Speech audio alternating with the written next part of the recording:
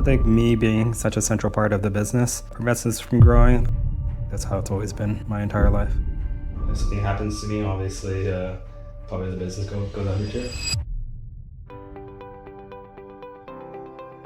Tell me about yourself and Sleek Shop, the company. We're an online distribution of beauty products, primarily hair care products. A big pain point of our industry is we don't have official relations to sell a lot of the products with the brands. It's really hard for us to have a very long-term sustainable business model. Let's talk about scale. What's the single biggest operational bottleneck that's preventing Sleek Shop from growth? I think me being such a central part of the business prevents us from growing. Supplier relations, inventory management, IT stuff, financial aspects, managing the marketplaces. That's all me. Pretty much everything. There's not much I'm not involved with. There's just so many nuances of how we operate, how I do things that are probably not according to like best practice. What's the cost of being at the center of all of this? It just takes up my nights and weekends while I'm on vacation. I'm still working. I don't know of anything else. I've never really known of an alternative. It's always been expected, and that's how it's always been my entire life. Right now, things are just a mess on the growth side. We have pending orders that can't be shipped because we oversold. It's still sitting in Stonehenge, and we gotta ship it out so that we don't get performance issues with the marketplaces. But it's a lot of it just like I said, it's just in my head. I just never created processes behind it. Looking at the situation, we're in a place where it's very founder dependency ran business. You're at the center of all of this, so we want to replace what you're doing and get it off your plate completely.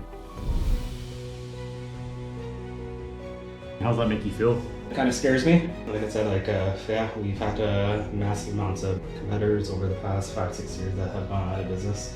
It's a tough space. If you're not able to run a pretty lean operation, you're gonna be quickly out. Well, what's the biggest fear you have about the business if we don't change this? I think that if something happens to me, obviously, probably the business goes under too. So conversely, what's the biggest hope you have for what this could look like if we do solve it? Setting the foundation for it to run without me, having it grow even better as if I was to be fully hands-on. So on a scale of 1 through 10, how confident are you right now that automation can actually fix this? 8? 8? 8. Okay. For me, it's like if you asked me like a few months ago, I'm not that confident because I don't really know where to start. Anything else on your mind? All right, let's jump into it. We're here at day 3, man. Finally get to see what's going on. We've got a big goal ahead of us. So I think the main headline numbers are 90% of it will be off your plate. So 4.5 hours gone per week. We're gonna measure against that to make sure that that's delivered. So my recommendation on this would be get a dedicated VA if it's needed, or just add an extra person on because it's totally worth their time. They just sit there and then they'll monitor the process. So we'll go over how the process works. So you initiate the process. You're still going to do that. So final ROI summary, the Ascenda Freedom Plan, man. Congratulations, you're 90% free, and then we just gotta keep the learning loop going until the last 10%, and then make the decision if you want to automate that or not. 2 hours got you 270 hours back.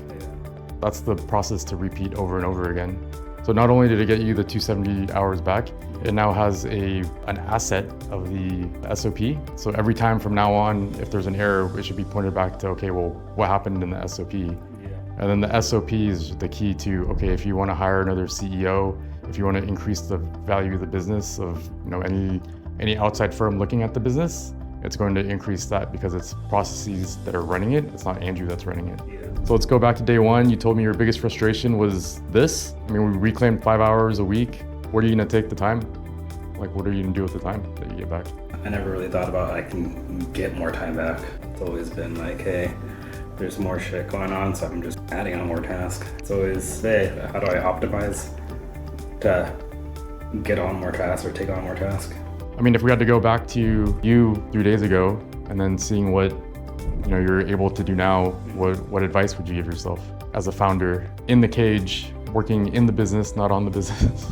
I think now it's like trying to find ways to dedicate time to grow the company, not just freaking sustain it. So just 3 days, that's all it takes. A little bit of hard thinking of your time, a little bit of zooming out, looking at it, and then we definitely do this.